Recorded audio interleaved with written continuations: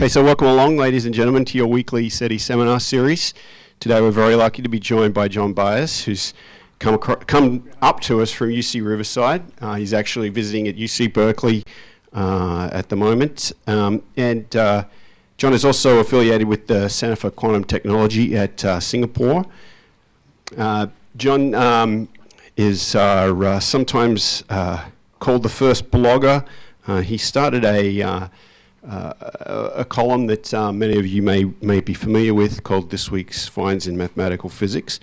That transformed itself into the Azimuth blog that continues today, and he has lots of friends who help him out on that now.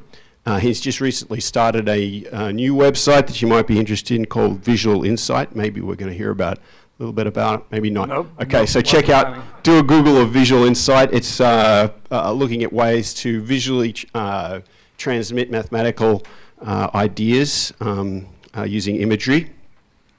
So John's scientific interests have revolved around quantum gravity. He's been published work on spin foams and spin networks, higher dimensional categories as ways to address problems in quantum gravity.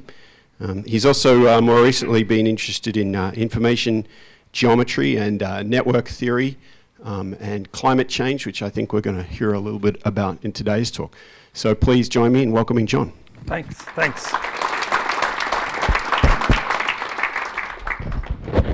Thanks very much. Yes, so I mainly spend my time doing mathematics with applications to physics, but lately I've been getting very interested in environmental issues, and so when I was invited to talk here, I thought it would be fun to try to put together a talk that combined some ideas about the environmental problems we're facing today as a species with environmental problems that the Earth has faced at previous moments, like this, large asteroids hitting the planet and other things like that, and to maybe think a little bit about them together, the current issues and the past issues.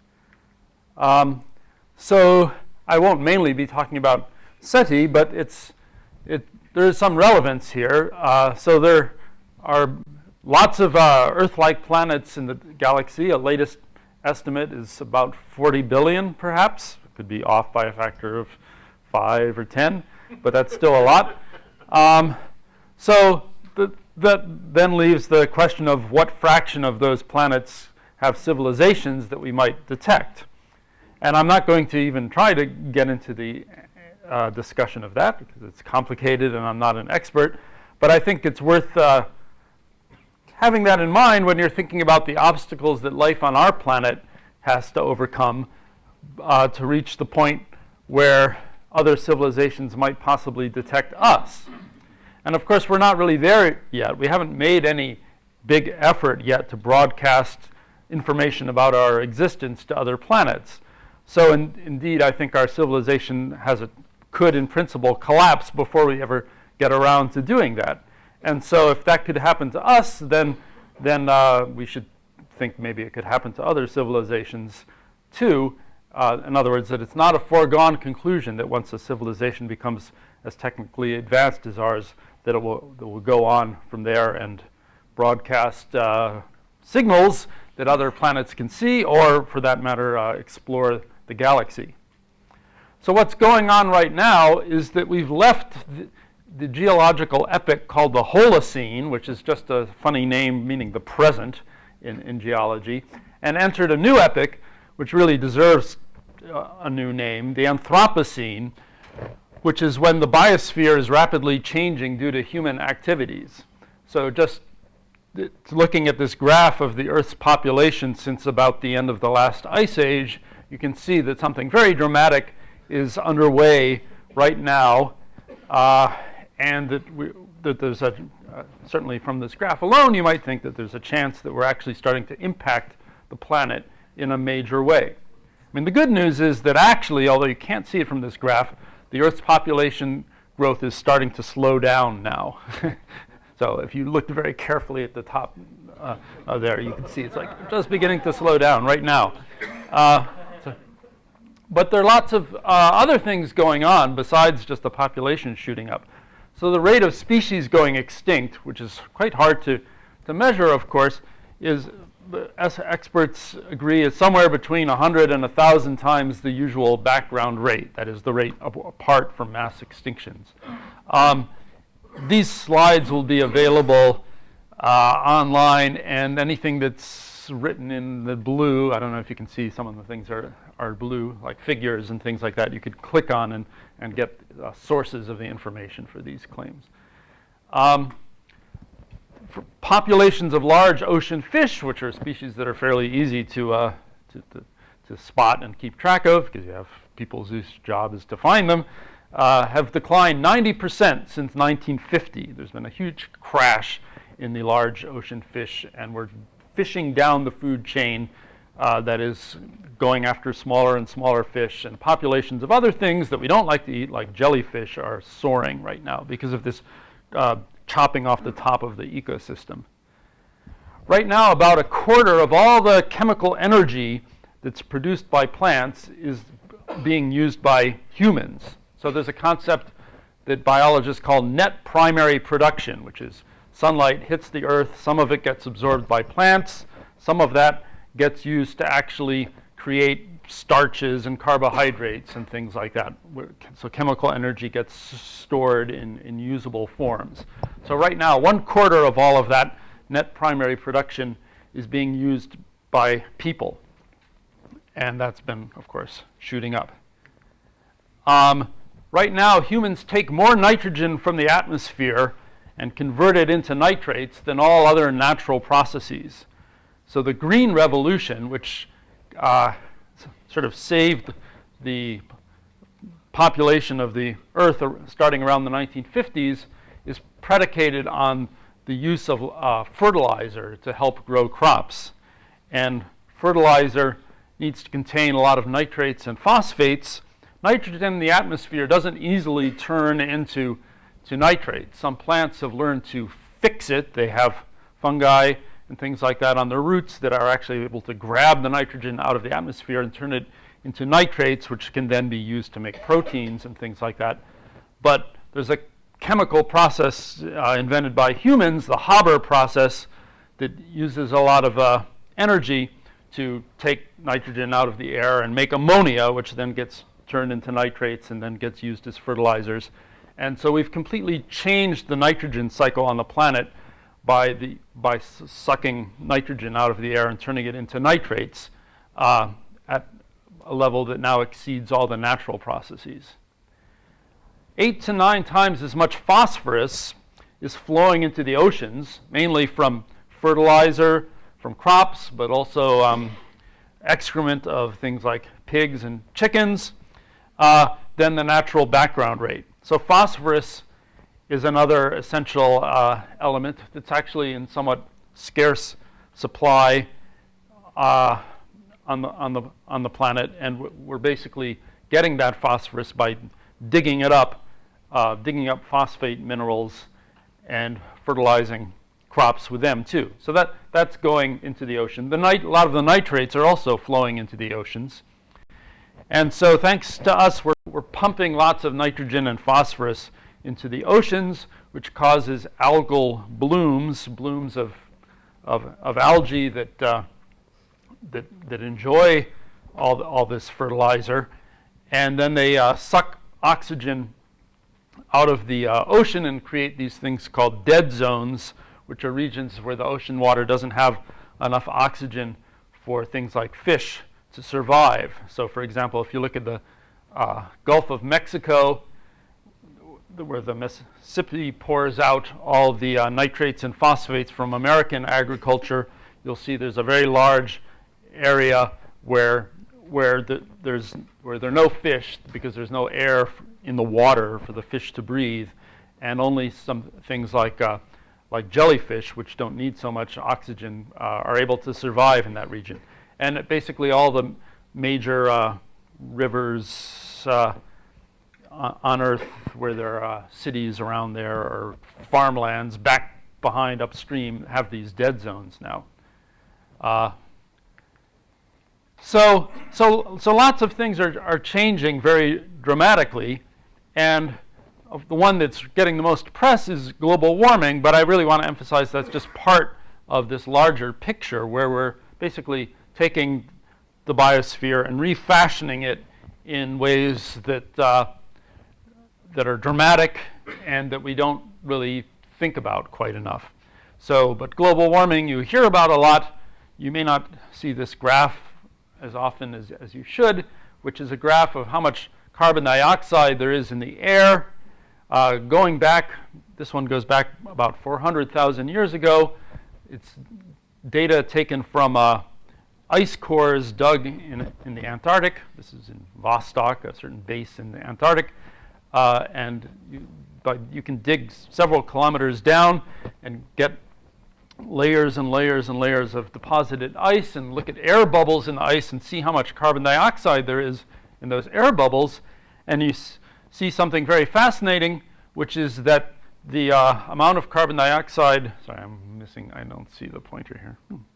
Oh, so it goes up and down, and it goes, no, this is not doing too well. Anyway, you can see it. It's going up and down with the ice ages.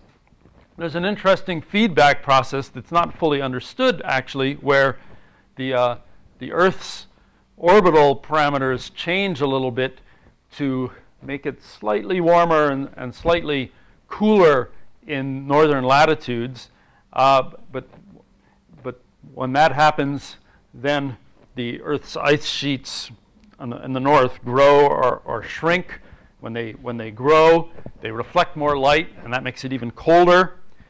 And also, all of that is coupled to the amount of carbon dioxide in ways that aren't fully understood. It's very well understood how carbon dioxide makes the Earth warmer. The greenhouse gas effect means that when there's more CO2 in the air, the Earth gets warmer. But there's also some effect, apparently, where when the Earth gets warmer, it makes there be more carbon dioxide. The most obvious thing it could be is that when you have seawater that's warm, it can't hold as much carbon dioxide, just like a can of Coke. If you leave it open and it warms up, it gets flat, the carbon dioxide leaves. So for whatever reason, we've had these cycles where when it's warm, there's a lot of carbon dioxide in the air. When it's cold, there's not much. And they happen roughly every 100,000 years or so. So the last ice age ended fairly recently, just 10,000 years ago. And the amount of carbon dioxide shot up to its usual peak level, roughly 300,000 parts per million. But then along came us, and we completely shoved this cycle into a whole new zone. It's now up around 390, and it's shooting up, as you can see, almost vertically. From the geological perspective, this graph looks a whole lot like that population graph that at the far right you have a vertical straight line, and most of that has happened since 1800, as you can see in the expanded version of the graph on top. Since the Industrial Revolution, when we started large-scale digging up of fossil fuels to power our civilization, we've been pumping a lot more carbon dioxide out into the air. And I should say it's so extreme that I can tell that this chart is about 5 years old, because because it would look different now. We're almost up to 400,000 now, where it was here, it just looked like about 380. So something really dramatic is happening. We're basically pushing ourselves out of the ice age cycle that has been going on for about, say, 10 million years. And so the temperature is following suit. In this particular case, it's the carbon dioxide that's going up first, and then the temperature is following after that. This is a graph due to Marcotte and a bunch of people that recently came out showing estimates of temperatures from lots of different records since the end of the last ice age. So this goes back by about 12,000 years. And you can see that when the last ice age ended, it warmed up and warmed up until around 6,000 years ago. And then things since then had been cooling down. We would eventually go into another ice age. It's very hard to predict when that would happen because it's a very irregular process, as you can see from these other things. It wiggles up and down. But we are basically heading towards another ice age, but we've stopped that. So the good news is that we probably have put off the next ice age for at least another 10,000 years, and perhaps people argue about this, there are papers about this, perhaps even 100,000 years already with the amount of carbon dioxide we've thrown into the air. But the bad news is that we're not smart enough to say, okay, we've done just what we need to stop the next ice age. Let's turn off the carbon dioxide now and save it for later, for the next ice age. But instead, of course, what we're doing is we're just burning carbon dioxide like mad. And so we have this almost vertical straight line in the temperatures going on, and no telling when that will stop. So the effects are dramatic. This is a graph here of the amount of Arctic sea ice at its minimum each fall. So every September is when the amount of sea ice in the Arctic Ocean drops to its minimum. This is measured here in millions of square kilometers.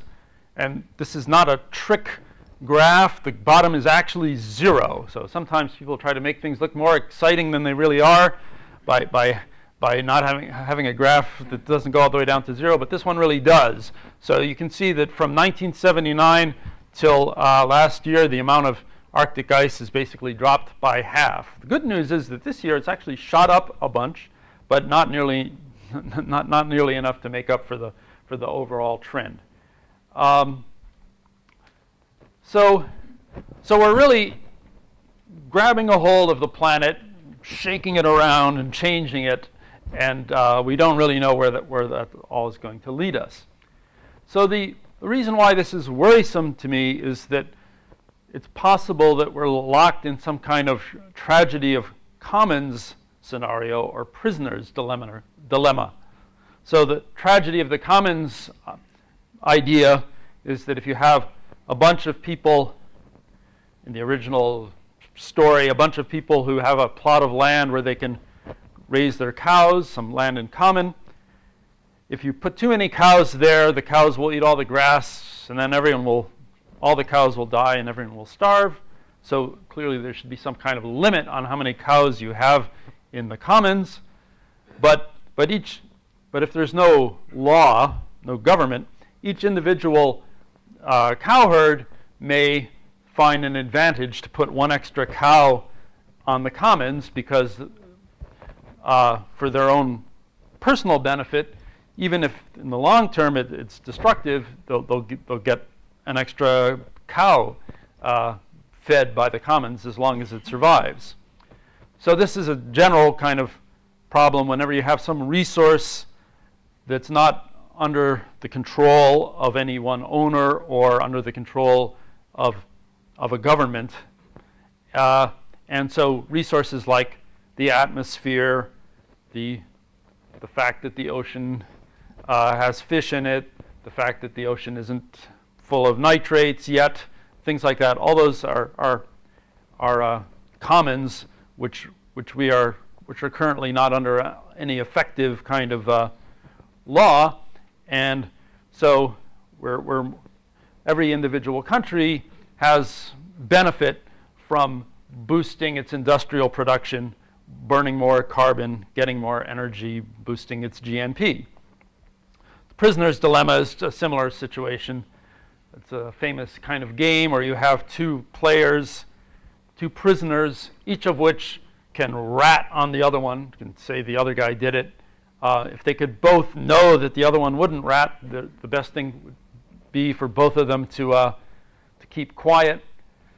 But each individual one, if you say, well, we'll give you a shortened sentence if you rat on the other guy, each individual one will feel an advantage to ratting out on the other one. So it's a similar sort of situation where if everybody can cooperate, they can do better than if they each individually try to maximize their own benefit while making no assumption that anyone else is being altruistic. So I recently went to an interesting workshop on climate change where a guy named Radoslav Dimitrov gave a nice talk, and he's not only a expert on the politics of climate change, he's actually been working for the EU on their climate change negotiations, and he said a lot of interesting things about how those negotiations, like the Kyoto and subsequent negotiations, have been going. So one interesting thing is that none of those negotiators involved in that process questions the reality and the importance of human-caused climate change. So there's nobody there who's saying like, this is a bunch of baloney, I don't want to worry about it. The only issue for those people is what to do about it, and everyone wants everyone else to do a little bit more, of course. And so the negotiations have repeatedly failed because of this prisoner's dilemma type situation. So the one good piece of news, though, which is very interesting, is that a lot of countries have gone ahead and tried to take steps to limit carbon emissions despite the failure of these negotiations. And apparently political scientists are really shocked by that as well. Both of these phenomena, the fact that the negotiations keep failing and the fact that then countries are still going ahead and doing something, are surprising to experienced politicians. So there's a bad side and a good side. So how bad will things get? Well, I think it's very unlikely that life on Earth or even our own species will go extinct due to this foolish behavior of ours. But it's possible, I'll just say possible, I'm not assigning any probability to it, it's possible that this Anthropocene, of which global warming is just one small portion, could knock down our civilization. In other words, we could just pull the rug out from under ourselves by means of not settling these various issues.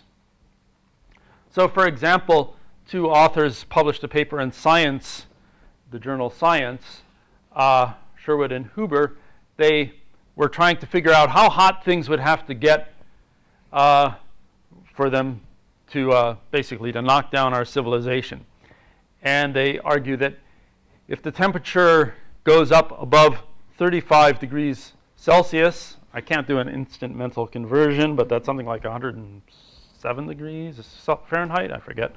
I've finally learned how to understand temperatures in Celsius and know that that's very hot. Okay, so if it exceeds that for extended periods, then they argue that people couldn't survive under such conditions. And there's no place in the world where this happens now for long periods. But they say that it would start happening in certain parts of the planet if the global average warming is 7 degrees Celsius. So some regions would become uninhabitable by people. And then with 11 or 12 degrees Celsius of warming, such regions would spread to include most of the regions where people live now. Of course, people could move. And the 12 degrees Celsius would be a really terrible amount of global warming, but it's possible if we just go ahead and keep burning fossil fuels to the extent that we can. We've got a lot more fossil fuel reserves than we know what to, than is necessary to cause massive global warming. So we have to really stop burning a lot of the burnable fossil fuels to avoid this kind of scenario. But if everybody is waiting for someone else to stop first, we might get into the ridiculous situation of actually burning that much. It may take 100 years, maybe even 200 years, but it's, or more, but it's conceivable. And the worst possible situation would be that we'd get in what one philosopher has called an intergenerational arms race, where every generation says that it really needs to burn fossil fuels because the situation has become so desperate that it needs to do that. So we already are claiming that. That is, we're already claiming that, we can't stop burning fossil fuels because we need to keep the economy going. Well, if we get major crop failures and the like due to climate change, situation will get worse, and people will be even more motivated to burn fossil fuels. And so you can imagine a situation where keeps getting worse and worse, but every generation says that precisely because the situation is so desperate that they are not in a position to make the sacrifice needed to stop burning fossil fuels. So I'm not saying that this is probable. I certainly hope it doesn't happen. I'm just saying it's a possibility. So instead of speculating further on this, let me look at some other things that have happened that are similar. So a long time ago, somewhere between 3.5 and 2.6 billion years ago, something very similar happened. The first photosynthesizing organisms, blue-green algae, started dumping a deadly gas into the atmosphere called oxygen. What? Eugen. Oi. Okay. Yeah. It's a little too late for me to fix that typo there. Okay. I had some friends of mine look at these slides and look for typos. They didn't tell me about that one. Yeah. So yeah, well they said, oi! So the interesting thing is that back then, all organisms were anaerobic. They could only survive, they were obligate anaerobes. They could only survive in conditions where there wasn't oxygen, which is a very highly reactive gas, in their surroundings. So any one particular photosynthesizing organism would benefit by being able to harness the sun's energy and produce this waste gas, oxygen, but the commons, the atmosphere as a whole, was fouled by the fact that all these organisms started doing this. We see evidence for this in banded iron formations. If you were able to look at this closely, you'd see actually lots of layers of oxidized iron mixed with layers of red stuff alternating with layers of black stuff. No one is even really sure why it happened in this layered way, this periods of where a lot of iron was getting oxidized by the new iron and falling to the seabed, and then periods where something else was going on. So at first, the oxygen would get sucked up by oxidizable material, like dissolved iron and organic matter, but eventually that ran out of its ability to suck up the oxygen, and so the concentrations of oxygen in the air shot up. This is a guess here. These are billions of years in the past, so you can see the oxygen starting to go up around 2 billion years ago, but then shooting up to considerably more, like around 1 billion years ago. So this is called the oxygen catastrophe, and it's quite likely that most life on Earth died during this catastrophe because it just was unsuited for life in an oxygen-rich environment. So, of course, the good news is we're here now, and we somehow got through that. So it happened, the whole crisis happened slowly enough over a period of billions of years that evolution was able to work its way around the problem. And then even develop organisms for whom oxygen is necessary, like me. But other things happened as well. As oxygen entered the atmosphere, methane, of which there was a lot at the time, got eliminated. It got oxidized. Now, methane is a much more powerful greenhouse gas than carbon dioxide. It's about 100 times more powerful per amount of carbon, at least when it's there. When we release methane now, it gets oxidized and it goes away. So it doesn't last as long as carbon dioxide. But when it's actually, before it gets oxidized, it's a really strong greenhouse gas. And apparently, maybe, that was really important for keeping the Earth warm enough at that early stage in our history. See, way back then, the sun was a lot less bright than it is now. And it's actually one big mystery why the Earth was as warm as it was back then, even though the sun was a lot less bright. It's called the faint young sun paradox, and you can read about that online. But anyway, when the oxygen was introduced into the atmosphere, it would have gotten rid of the methane eventually, and perhaps that explains the fact that around 2.4 to 2.1 billion years ago, there was a huge ice age called the Huronian, which is apparently the worst ice age ever in history. So that was a spin-off of the oxygen catastrophe. And there have been other really major ice ages in the ancient past. One that we know more about, because it's more recent, but still very old, is between 800 and 625 million years ago, there was a series of glaciations that put most of the Earth under ice. No one knows if it's most or all. So the theory about this is called the snowball Earth. And no one is completely sure why those massive glaciations occurred. But it seems that there are severe fluctuations in the amount of carbon dioxide in the air. So one theory that's very interesting is that when the Earth gets completely covered with ice, it's white and it reflects most of the sunlight, so it stays cold because the sun doesn't heat up the Earth. And then what happens? Does it stay cold forever? Well, no. What happens is that volcanoes release carbon dioxide into the air. Normally, that carbon dioxide gets absorbed by rocks, which get weathered. Different kind of rocks absorb carbonic acid and weather. But if all the rocks are covered with snow and ice, there's nowhere for that carbon dioxide to go, and so it builds up. And so people think that maybe what happens is that the carbon dioxide just built up until there's a huge amount of it, and then that would warm up the Earth enough to end one of these ice ages. So there seems to have been radical fluctuations in the Earth's temperature at that time, as this cycle happened repeatedly. Somewhere after this, around 540 million years ago, is when the first many-celled organisms arose. So some people even speculate that that's somehow related, but I don't see strong evidence for that.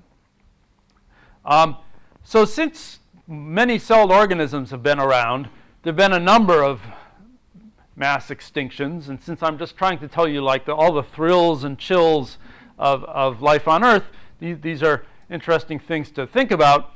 So this is a graph of how many genera of marine organisms there have been over time since about 540 million years ago. So if you don't remember what genera are, genera is the plural of genus. So I guess saying genuses is strongly discouraged if you want to sound educated. And so I'm Homo sapiens, and so Homo is the genus, and sapiens is the species. So a genus is a group of organisms, and it's easier to count genera than individual species, especially when you're looking at the fossil record, where it's sort of hard to even tell what the organization of things in species is. And people focus on marine life because that's what makes the easy fossils, especially when you go back far in time when most of the life was marine life. So that's what people have kept track of, and this guy Sepkovsky basically carefully counted the marine life genera at various time periods, and Rhoda and Wooler here has made a graph of it.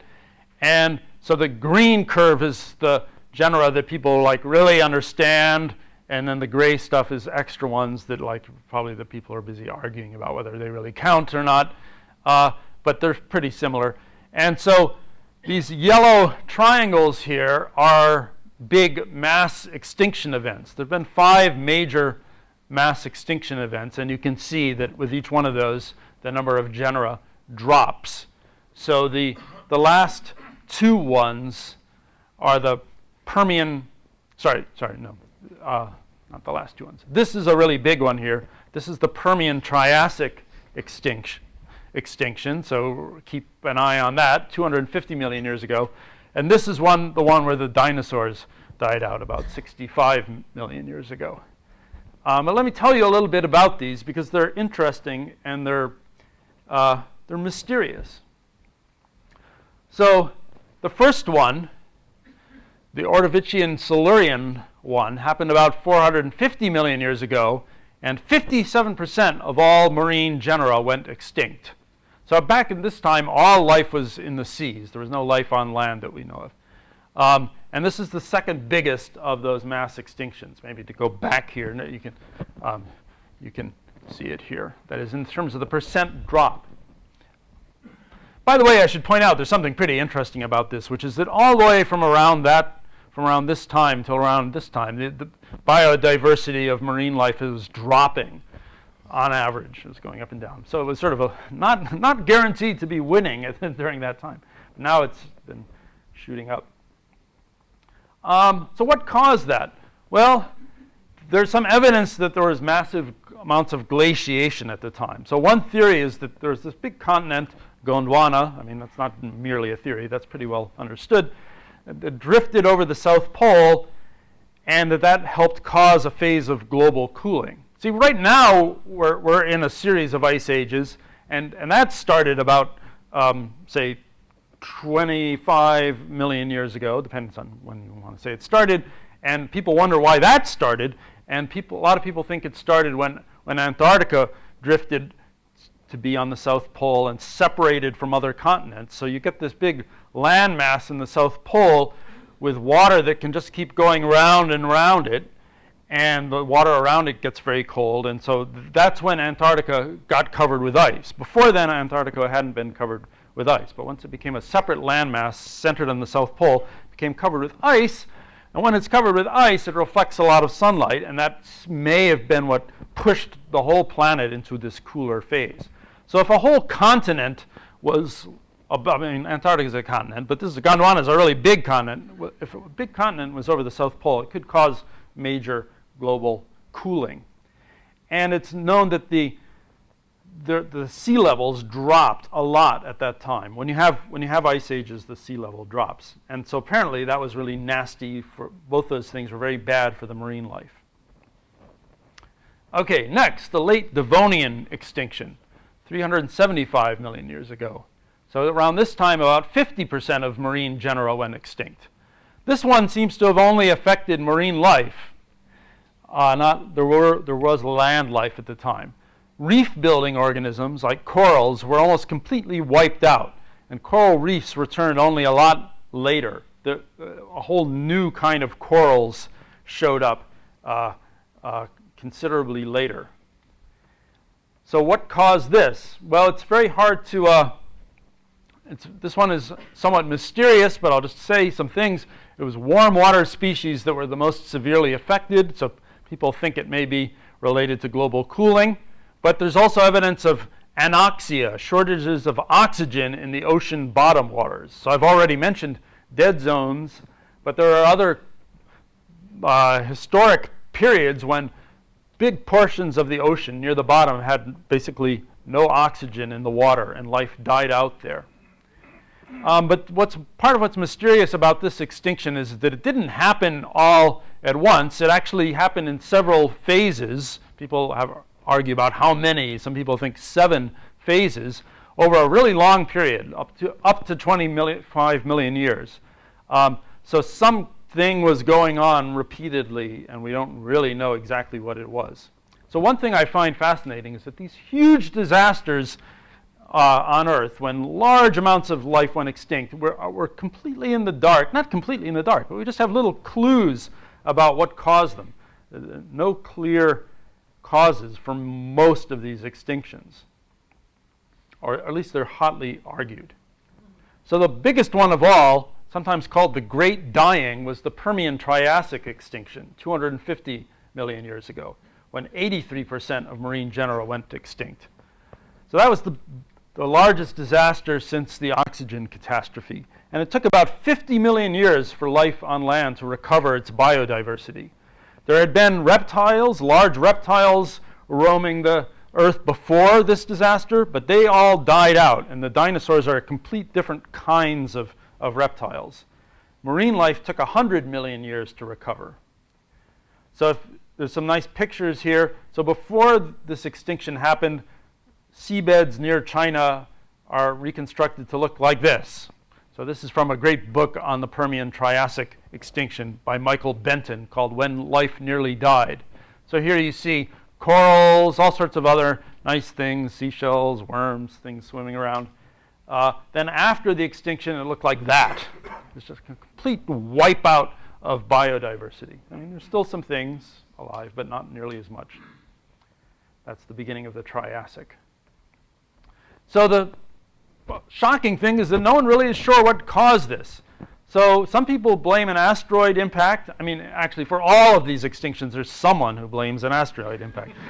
But the problem is that except for one of these extinctions, which you probably know about, the evidence is very weak for that hypothesis. Others blame massive volcanic eruptions in Siberia. There are things called the Siberian traps, where there is evidence of huge amounts of magma spread over a really large area of Siberia. So that could have caused global warming by the emission of carbon dioxide and maybe even actually a depletion of oxygen. There's a thing that people are beginning to get very interested in, which is that there's a lot of methane at the bottom of the ocean in not minerals, but in a substance called clathrates. So here you get this nice cage-shaped molecule, or not a molecule, but a collection of water molecules fitting together to form a cage, and it can hold a methane molecule inside it. So clathrate means cage. And you can get this stuff from the bottom of the ocean, and here's a bit of it here. You can see that if you actually light a match next to it, it will actually catch on fire as the methane is released from it. There's vast amounts of methane down there on the bottom of the ocean, and there's theories that if you get enough global warming or some other triggering mechanism, it can actually maybe make these clathrates destabilize and release their methane, have it all bubble up to the surface, and that would cause really intense global warming, because methane is a very powerful greenhouse gas. And there's some evidence for that happening here. Okay, next extinction. I have an extinction a minute here in this talk. The Triassic-Jurassic extinction, 205 million years ago, when 48% of marine genera died out. So at this time, you have a bunch of reptiles, but biodiversity hadn't completely recovered from the previous extinction. But then this Triassic-Jurassic extinction destroyed many of those reptiles, and it killed off the last of the large amphibians. There used to be like dinosaur-sized amphibians, but they're all wiped out. And this opened the niches for the dinosaurs of the Jurassic, the sort of famous, more modern kinds of dinosaurs like Tyrannosaurus rex and the like. And again, the cause of this is unclear, but it is true that at about this time there's a huge continent, Pangaea, which began splitting in two, Laurasia and Gondwana, which you've heard about Gondwana from me before. They had merged into one continent, began splitting, and there were a lot of lava eruptions in this thing called the Central Atlantic Magmatic Province, which is basically the crack that then became, well, some part of which then became the Atlantic Ocean. And so again, it could be a matter of lava. So here's what was going on then. So you had Laurasia up there and Gondwana down there. You can sort of see the modern continents lurking in there. So this is what the world was roughly like about 200 million years ago, as Pangaea was splitting into these two large continents. Okay, and then the fifth of the big five is the one that you hear about the most. It's the one when the dinosaurs went extinct, between the Cretaceous and what people call the Tertiary, although Tertiary is like an old-fashioned name for that time period. I'll stick with the old-fashioned name. So 50% of marine genera went extinct at that time. And this one, we have pretty good evidence is due to an asteroid, although there still are a lot of people who dispute that. But there was an asteroid impact off the Yucatan Peninsula in a place, or next to the Yucatan Peninsula. There's a place in the Yucatan Peninsula called Chicxulub, so that's the name of this impact. This is like a image of the rock formations beneath the surface of the Earth there. You can see the impact site.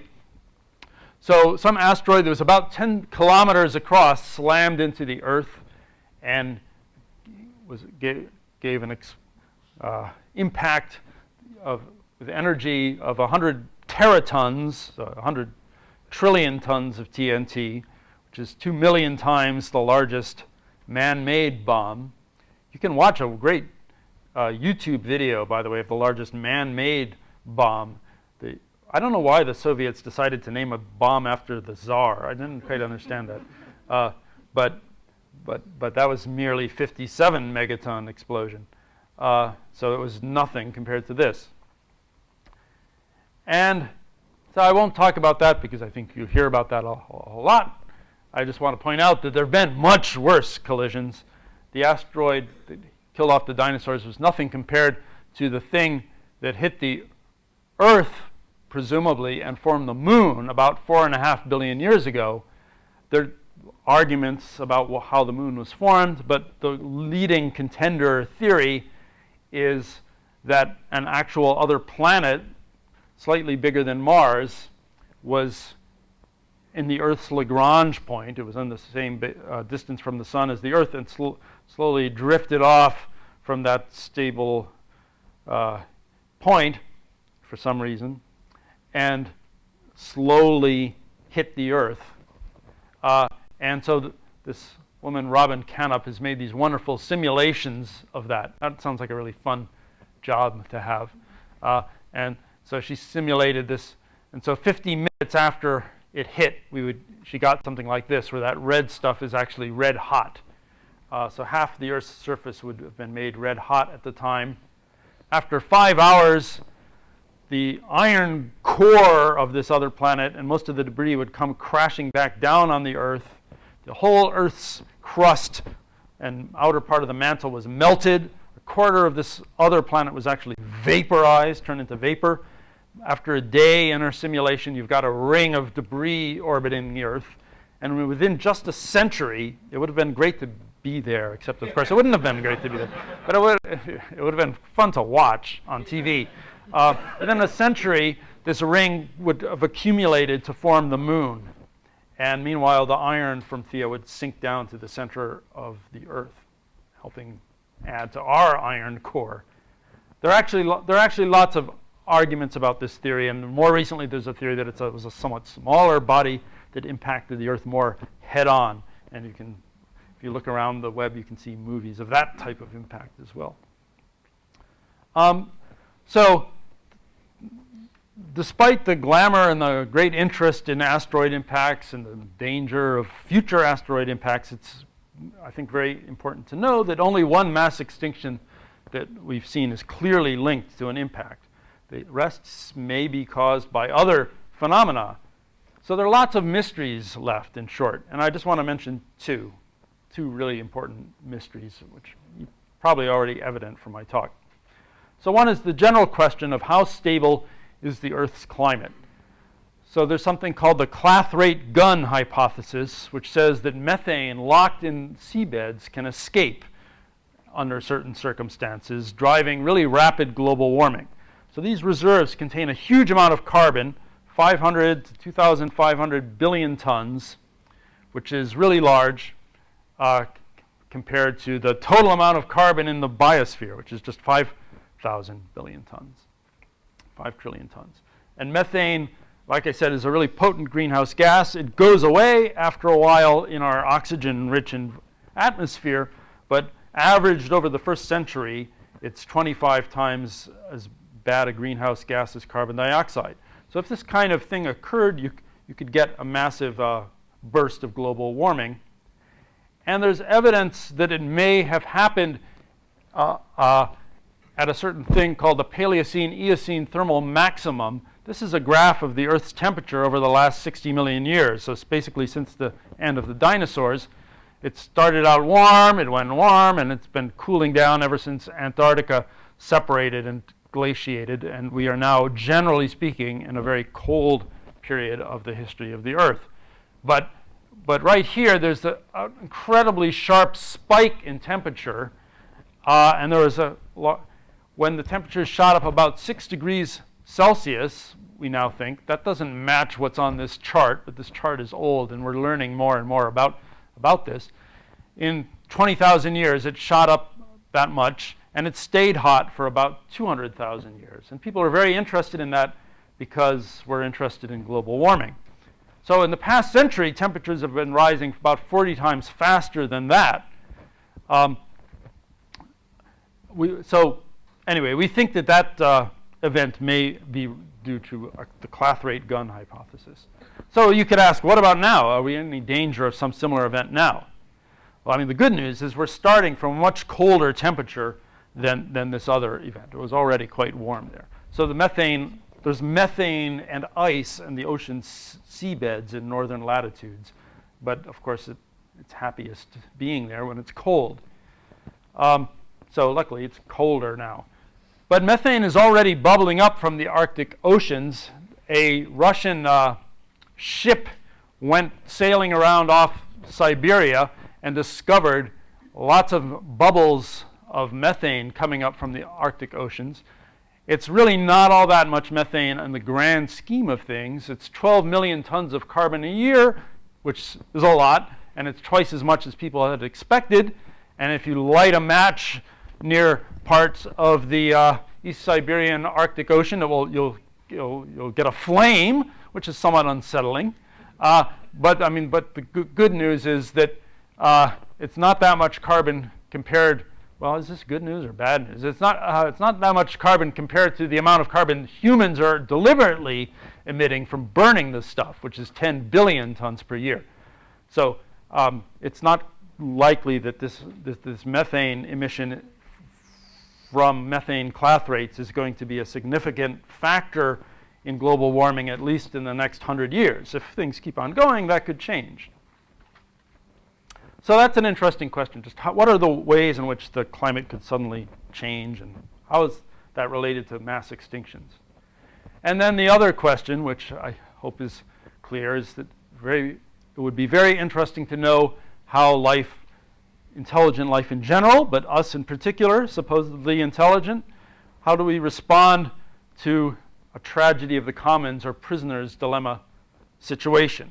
So we've seen that if this kind of situation happens slowly enough, as with the oxygen catastrophe, life can simply evolve its way out. The biosphere can become full of some poisonous substance, or temperatures can change, but if it happens slowly enough, evolution can very often find a way out. No guarantee it always will, but it has always so far on our planet.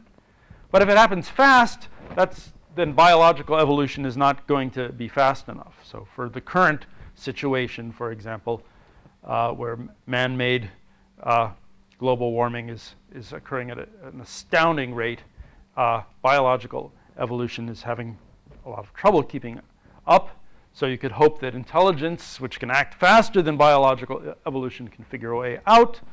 But the problem with these things like the tragedy of the commons is that individuals behaving in intelligent and rational ways may not guarantee a good outcome for the whole population. There needs to be something else going on besides individual players all trying to maximize their own benefit to get out of these particular problems. And so it's possible that intelligence may not really be smart enough to get around those problems. Or maybe it will. We'll see. So thanks. My talk is done.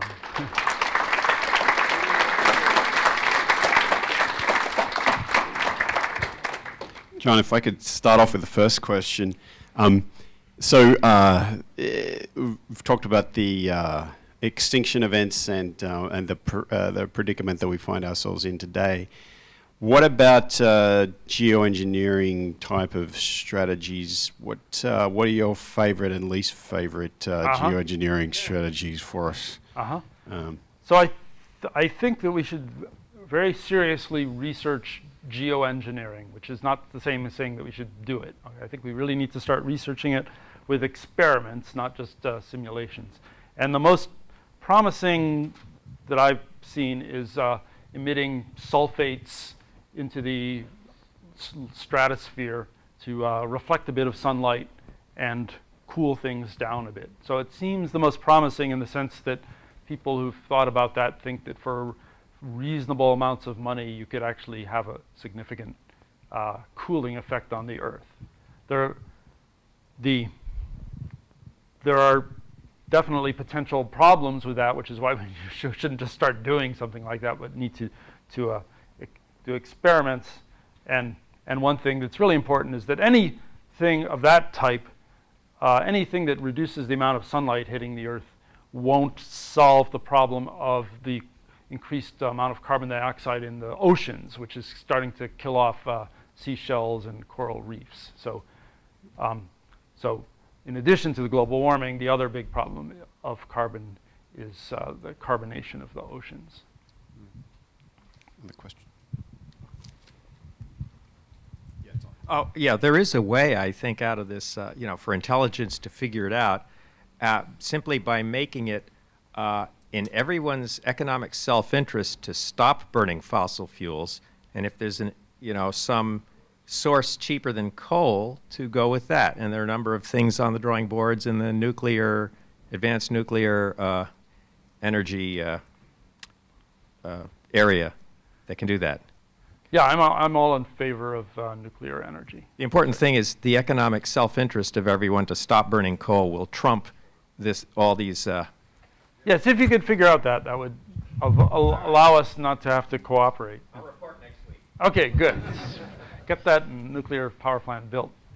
So going back in the other direction of time, I'm very interested in what you said about the very early Earth and about the cooler sun and how things kept us in the habitable zone despite the cooler sun. And so my question is, do you have a sense of how much of that was due to sheer luck? Or and this has it all out. This has implications for like Kepler project, right? Like if we find planets, what is a habitable planet? Was the Earth just if you have a 1,000 Earth distance things from 1,000 suns, are you going to get life in one or 1,000 or some number in between? Yeah, I have no strong evidence that it wasn't just luck. I mean, in some sense, it's not purely luck. I mean, it's physics that says that the Earth started out with lots of methane in its atmosphere, and you might argue that it's fairly natural for eventually something to come along that can absorb sunlight and start photosynthesizing if you have roughly Earth-like conditions. So that you might think that maybe it's just some kind of general tendency for planets to start out with a methane atmosphere and be warm because of that greenhouse gas effect. It's definitely physics that their star, if it's at all like our sun, will slowly heat up, eventually becoming a red giant. But in between that time, if you get some plants going to start sucking down the methane and photosynthesizing, then that will cool things down. But was it timed right? Was the fact that it was timed about right by chance or not? I have no way of knowing that. Maybe some better people have thought about that more carefully. Okay. Yeah. Going back to carbon dioxide, we constantly watch and monitor this going to 400 parts per million. But on the other hand, carbon dioxide is mostly oxygen. So what's happening parts per million wise to the oxygen we have, since the biomass hasn't changed much, or maybe it's declining? So where's oxygen going? I mean, the amount of carbon dioxide compared to the amount of oxygen in the atmosphere is very small. So, right? So I was showing you it's like 400 parts per million. So when we burn carbon, we're sucking some oxygen, turning some oxygen from the atmosphere into CO2, but it's on the order of 400 parts per million. So we've got oxygen to spare, so to speak. So that's not the big problem. The big problem is that even 400 parts per million of carbon dioxide is a significant greenhouse gas effect. So that's the first thing that's biting us. I think I would estimate that, yeah, I mean, if we burnt all the carbon we could get our hands on, there'd still be plenty of oxygen left for us to breathe. Yes? Yeah, have you looked at chemical weathering, which is perhaps best described by Greg Rao at LLNL, in which you accelerate, it's actually accelerated chemical weathering, where it's possible to put scrubbing devices on cement plants, coal plants, and so on, point sources, and then take the output of that, trap the carbon dioxide in a mineral, and then spread the mineral in the ocean, or just dump it, and that has, the mineral is basic, so it kills two birds with one stone. Yeah, so if you get a legal regime that says that you have to do something with the carbon dioxide you emit from power plants, then it may be economically feasible and forced on those coal plants to do something like that, scrub the carbon dioxide out of the point sources. There's also something else. So that's a legal question, I think, ultimately. Are people going to adopt? I mean, I think it's feasible. I may be wrong, but I think it's feasible to do that, or other forms of sequestration of carbon dioxide emitted from point sources, as you put it, from power plants. So it's a matter of maybe politics and law as to whether that will actually be forced on companies. The companies obviously have no inherent desire to do that on their own. There's also another interesting thing you sometimes hear about, which at first I thought you were going to talk about, which is you can also just try to suck carbon dioxide out of the air by grinding up certain kinds of rock, like serpentine, and just leaving it around, and it will draw down carbon dioxide. But I've done some, it's not very crude and simple estimates of how much you'd need to do that to combat the amount of carbon dioxide we're putting into the air, and it's a lot. It's much more. So we'd be digging up a lot more rock than is currently being used in production of cement, like about 10 times as much or something like that. So again, that would be require a powerful government to force people to dig up that much rock and spread it around. That doesn't seem very likely that it's going to happen. Aside from photosynthesis, there's another way to produce oxygen, and that's to dissociate water into oxygen and hydrogen, have the hydrogen escape into space from the top of the atmosphere.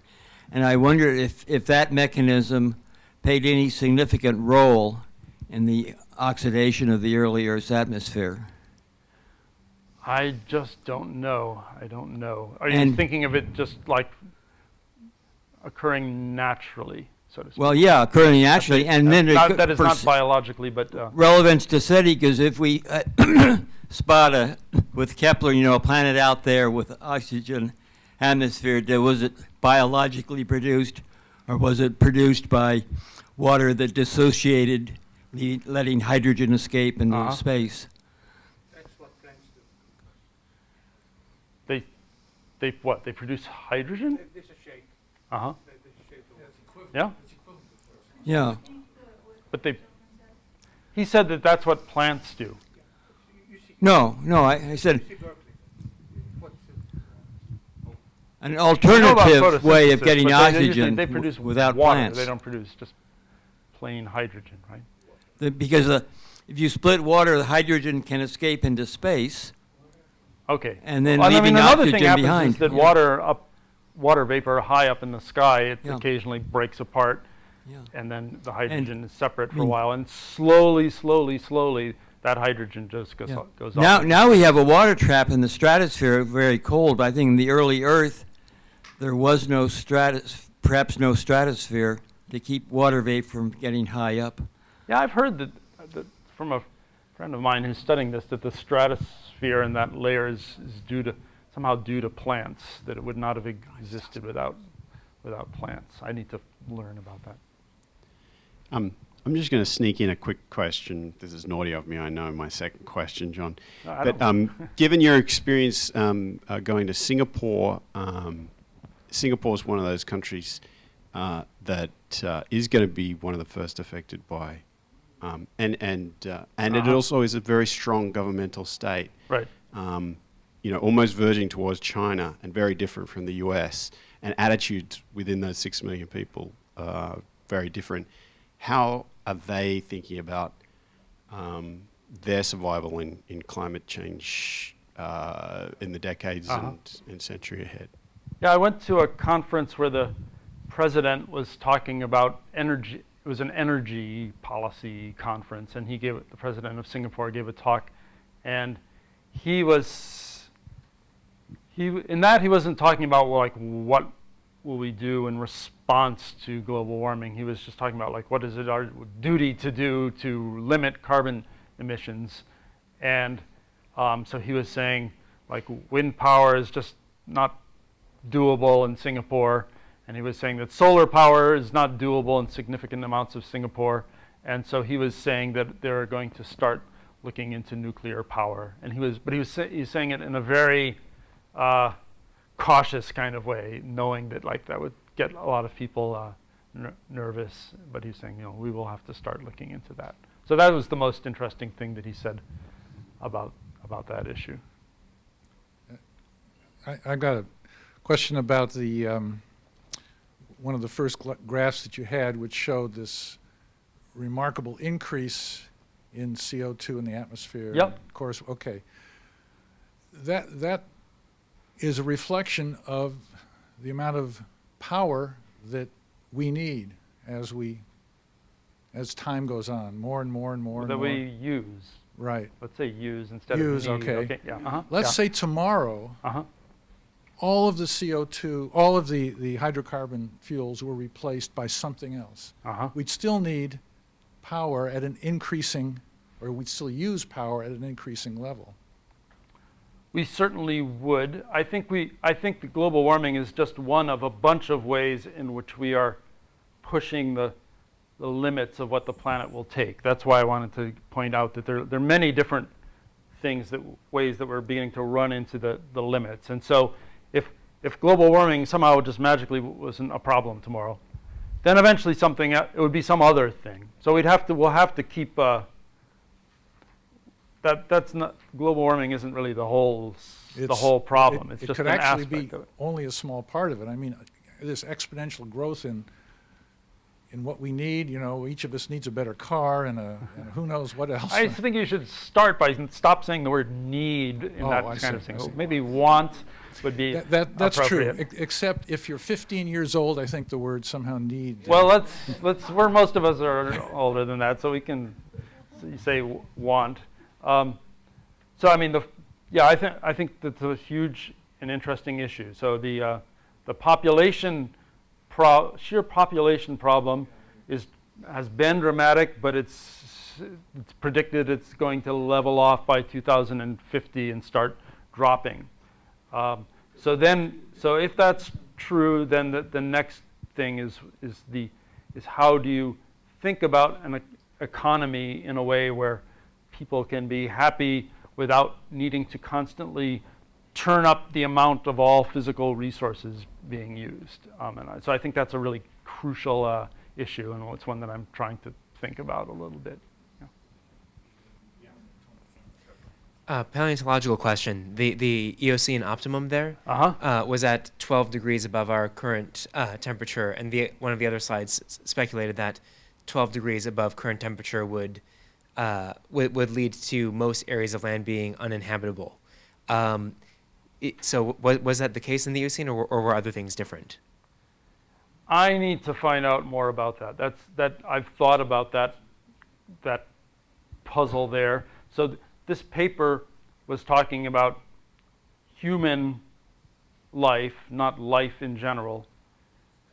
And so I don't know. Either they were underestimating the ability for animals, maybe not humans, or maybe humans, to survive at these really high temperatures, or most of the land-based life was in the northern regions at this time or not. I need to find out. Yeah, it's a really important question. Okay, John, we have a this is a special SETI mug. I just want to point out that it's a couple of androids who've escaped from humans, the human carbon dioxide catastrophe that we've just been talking about, and they're whispering to each other about the Drake equation and stuff like that, which your talk was very relevant for today. Thanks. Please join me in thanking John for his great talk. Thanks a lot. Thanks a lot. And feel free to come up and